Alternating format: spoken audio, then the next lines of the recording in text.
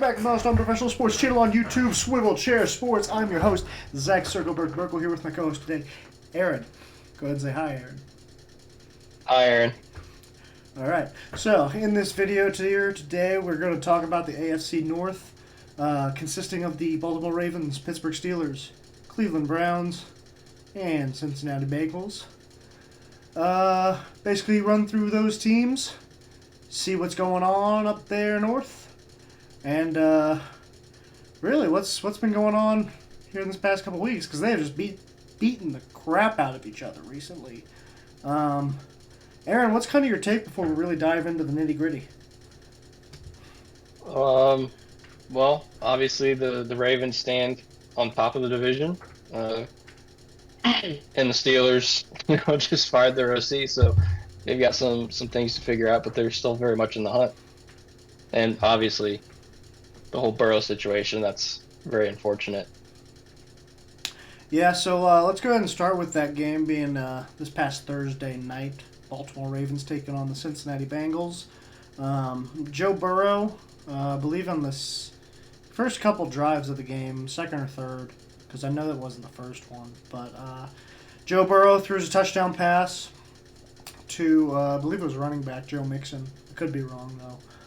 But whoever it was to, throws a touchdown pass, immediately reaches towards his throwing wrist, basically grimacing in agony, making it look very painful. I'm sure it was, after we found out what the diagnosis was. Ended up tearing a ligament in his wrist. He's officially been ruled out for the season for the Cincinnati Bengals, whose hopes to make the playoffs were already kind of in trouble going into this week. Now that they lost to the Ravens and lost their starting quarterback, Joe Burrow, obviously those hopes seem even more unlikely. But the Ravens didn't come out of this game unscathed either. Lost their all-pro tight end, Mark Andrews, in this one. Going down with I think it was it a high ankle sprain, Aaron? Was it something like that? Yeah, there was just a bunch of injuries this game. Yeah. Lamar also coming up gimpy at one point after a run out of bounds. Seemed like he might have tweaked an ankle or a knee, perhaps, but he played throughout the game, so I'm sure he'll be fine. He's always got something going on with as much as he runs the ball. But what was kind of, obviously with the Bengals season, kind of seems like it's over with the Burrow injury. But what was kind of your takeaway outside of that from this game, Aaron? The Ravens obviously looked really, really good, looked dominant, but that was after a devastating injury to a team that was probably kind of shell-shocked after that went down. Yeah, I was looking kind of at the remaining schedule for both of these teams, and I think in the division, just kind of in general, the Ravens have one of the tougher schedules left. Yes, they do. Whereas I believe that's right. I would say the Bengals, they don't really have an easy schedule left either, facing the Jaguars, the Vikings, the Chiefs, and another division opponent who's pretty tough, the Browns. They do play the Steelers twice, but they've got their own things to figure out. Yeah. But yeah, that was just, it's, typical rough AFC North division game. And the Ravens capitalized. Obviously, it's very unfortunate to see Joe Burrow, get hurt, and he's had a very rough season dealing with injuries almost throughout. But yeah, their playoff hopes were slim, and I wouldn't say they're completely gone yet, but they're shrinking. Yeah. Obviously, you brought up that Joe Burrow's been dealing with injuries all season. And then, obviously, if you go back to his rookie year where he tore his ACL, injuries has kind of been something that's been commonplace with him throughout his career. Do you almost think he's bordering on that injury-prone label?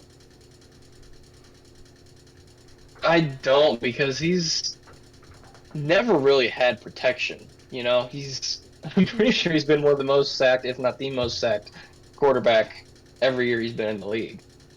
So it's not his fault that he just gets beaten on more than anybody else. Yeah, yeah, that's fair. It just seems like he's been even back to his college days. He also was getting injuries back in Ohio State. That's a big reason he ended up falling behind in the rotation in the depth chart there, uh, resulting in him transferring out to LSU. But you're very true when you bring up the offensive line not being very well. Could be as simple as that. Could be as simple as he's just getting hit way too much, which is obviously very possibly the case. But going and looking at the other teams who also faced off against each other this past weekend with the Cleveland Browns and the Pittsburgh Steelers. Cleveland coming out on top, just edging out the Steelers in a tough defensive battle between two teams that really just can't get it going on offense consistently. At least Cleveland somewhat has an excuse with that quarterback carousel they've been having all season. Deshaun Watson now officially out for the year, of course, but Pittsburgh kind of been riding with Kenny Pickett, and that whole offensive unit hasn't really changed all year long. So what do? After losing a tough game against the Browns, they go out and fire their offensive coordinator, Matt Canada. So hopefully this results in the offense taking a turn. But what do you think, Aaron? Do you think that this could solve a lot of the problems, or maybe even all of them, for the Pittsburgh Steelers offense? Or do you think that maybe they should be looking in another direction quarterback-wise? I think that's kind of why they ended up going with, parting ways with Matt Canada at this point. You want to see if it's him that's the problem or Kenny Pickett. They left him, 7 games to prove that it's not just his fault, and he's the reason this offense has struggled all year. And if he does show some promise, I don't see any harm in keeping him. I was kind of impressed with his first couple starts. His arm talent looks good, but it seems this year that they just refuse to kind of throw over the middle, and he seems almost gun shy at times. So Yeah. I wouldn't hate for them to give him another look if he shows taking steps forward, but I could also see them looking at another quarterback if he's just if it's this same old same old. Yeah, especially if the Steelers start really taking a dip here in the standings, start losing a lot of games here to ride out the rest of the season. They could end up with a really solid pick and maybe even getting one of those higher touted quarterbacks in the draft this season, or in the draft this offseason. We shall see. Looking over the other side on the other sideline, I should say, the Cleveland Browns obviously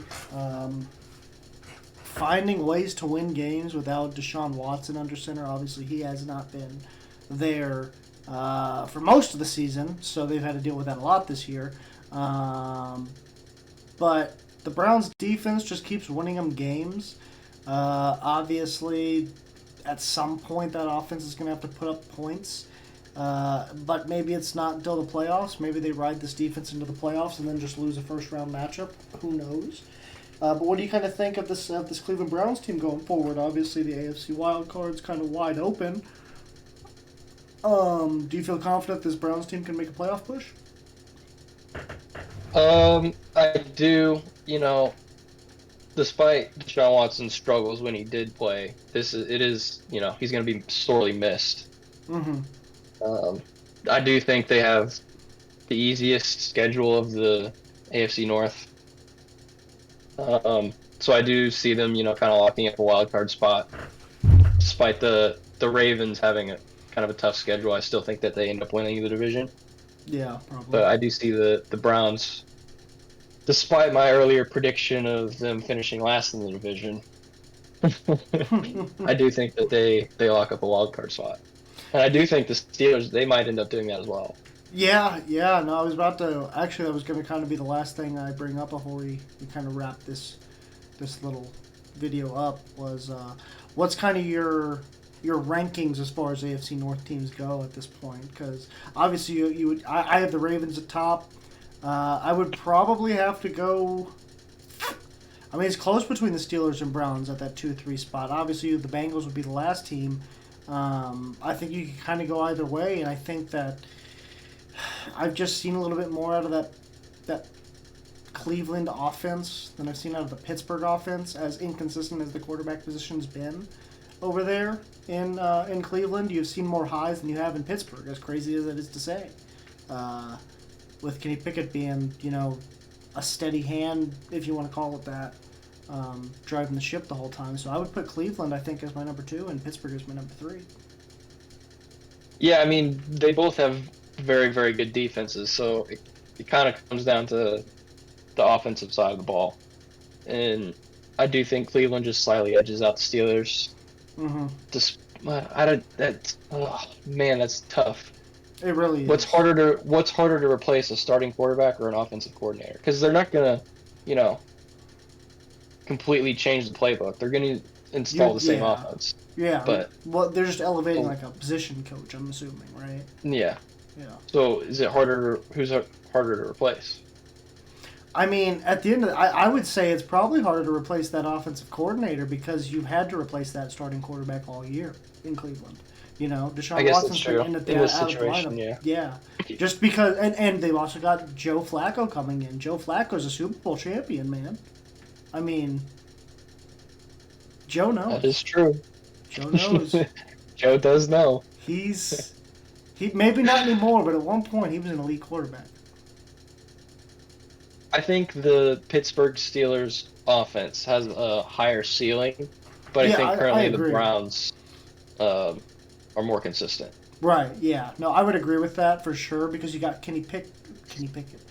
I was about to say Kenny Pickens. George Pickens. You got George Pickens, Deontay Johnson, Jalen Warren, Najee Harris, Pat Freiermuth, who's been kind of quiet this year. I think he's been injured for most of it, so that may be why.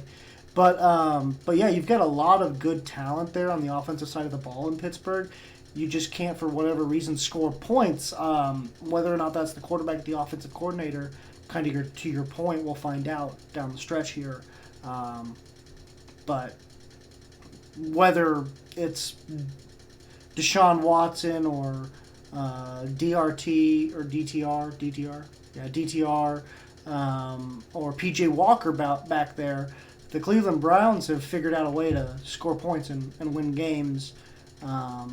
Whereas Pittsburgh's, they've had consistent personnel, but the play has been anything but. They both have very similar stories, relying heavily on their defense to win them games. Yeah, no, absolutely. And so it'll be an interesting into the season. Yeah, it's gonna be crazy to see what happens between those two teams, because the Bengals have obviously fallen out, and the Ravens are kind of way above them. So. But in case you have anything else, I think that'll kind of wrap up this little video for Swivel Chair Sports. I've been your host, Zach Circleberg-Burkle. My co-host today, Eric. Go ahead and say bye.